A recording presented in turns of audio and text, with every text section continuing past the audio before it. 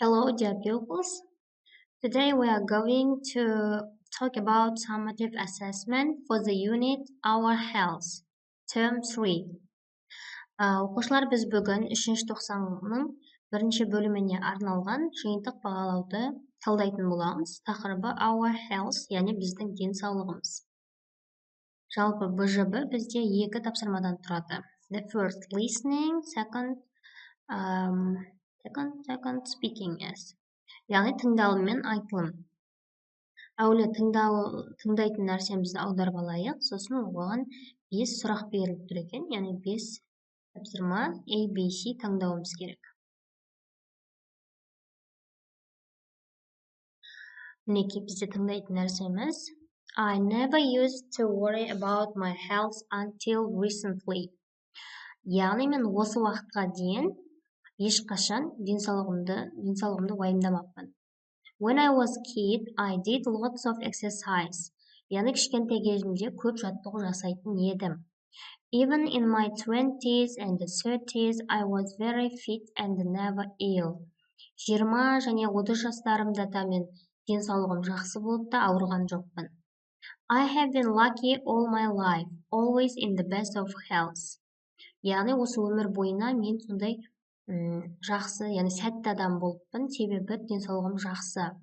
I rarely get even a cold. Тіпті тұмауда сирек жұғады. I suppose time catches up with you. Бірақ уақыт өзінікін алатын сияқты. Now I seem to be getting lots of little aches and pains. Қазір меніңше шамалы ауруларым да, жарақаттарым да көбейген сияқты. I should go to the doctor for a health check, but I'm too busy. Мен дұрыстап, яғни дәрігерге барып қаралуым керек, бірақ қолым босамайды. The older you get, the more you worry about your health. Яғни үлкейген сайын денсаулығың туралы көбірек уайымдайсың. One good thing is that I'm eating more healthily now than ever before. Бір жақсы нәрсе, мен бұрынғыдан қарағанда жақсы тамақтар жей бастадым, яғни денсаулыққа пайдалы. I no longer have fast food and midnight snacks. Мен fast food және түнде тамақ жемейтін болдым. I also sleep a lot more. Көбірек ұйықтайтын болдым. I've read that getting 7 or 8 hours sleep every night is one of the best things you can do for your health. Яғни күніне 7 және 8 сағат ұйықтау ол осы денсаулығымызға жасай алатын ең жақсы нәрсенің бірі деп оқығанмын. Мінекей осылай аяқталады жалпы денсаулық туралы. Енді бұл туралы бізге тапсырманы қарайық. When he was a kid, ол кішкентай кезде не істеген? Trained a lot, яғни ол істеген көп жаттығу жасаған дегеніміз. Бізге exercise'ды train деп беріп тұрады шатастырып. Екінші, he was lucky because he was healthy. Ол, яғни, өте жолы болғыш адам болды, себебі оның денсаулығы жақсы болды. 3. He thinks when people become older, they worry about health. Яғни, адамдар үлкейген сайын не істейді? Денсаулығын ойлай бастайды деп айтты, B.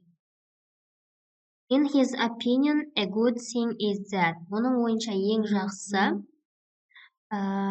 he eats healthier food, яғни ол денсаулығына жақсы тамақтар жеп жүр, A. Now he sleeps more, яғни көбірек ұйықтайтын болып жүр, B, яғни B.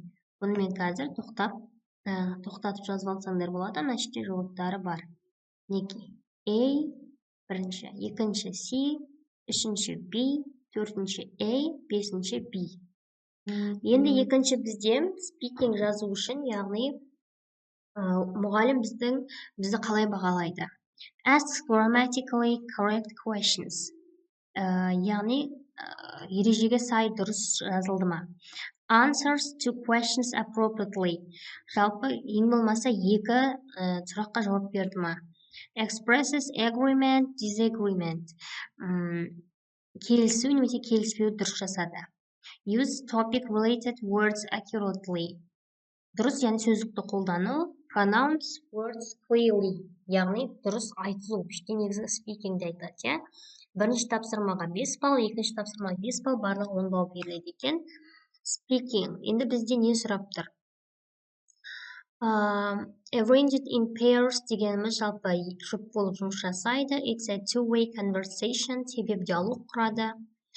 You have 1 minute to prepare and 2 minutes to talk on the topic. 1 минут дайындыққа, 2 минут сөйлеуге дейді. Бұны әр мұғалім өзі әртүрлі. Бізге you should істеу керек. Give own opinion. Өзіңнің ойыңды, яғни келсем, келіспеймін. Ask and answer questions. Сұраққа жауап беруіміз керек. Дәл жаңағы, иә, айтып тұрғаным. Сен мына жерде жазуға келмейді екен, сондықтан біз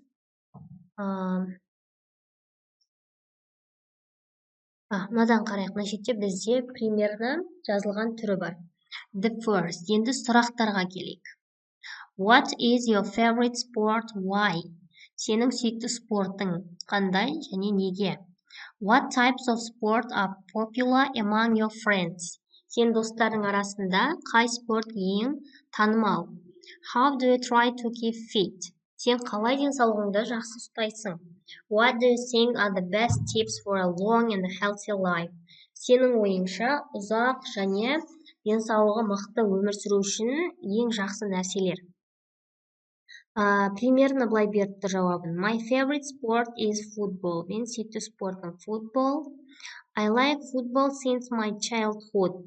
Мен, яғни футболды балалық шағымнан бері ұнатамын. Because, бізге неге деп сұрақ қойды, сондықтан себебі it's a teamwork. Себебі ол командалық ойын дейді. Going in for sports helps me to be sporty and keep fit. Осы спортқа қатысу, сол менің денсаулығым жақсы болып қалу үшін көмектеседі. Also, in my opinion, it's important to have healthy food and be active. Менің ойымша, дұрыс тамақтану және белсенді болып қалу өте маңызды. What about you? Ал сенші дейді. Міне осылай. Футболдың орнына басқа спорт түрін қойсаңдар, немесе exercise деген сөзді қойсаңдар болады. Тағы сұрақтарың болса, комментарийға жазсаңдар. Егер комментарий өшірулі болса, каналдың ішіне кіріп жазсаңдар да болады, тікелей. Okay, goodbye, good luck. Сендерге сәттілік тілеймін. Осы каналға тіркелуді ұмытпаңдар. Келесіде тағы да жиынтықтар және пайдалы ағылшын тілі бойынша бағдарламалар шығып қалады. Okay, сәттілік, сау болыңдар.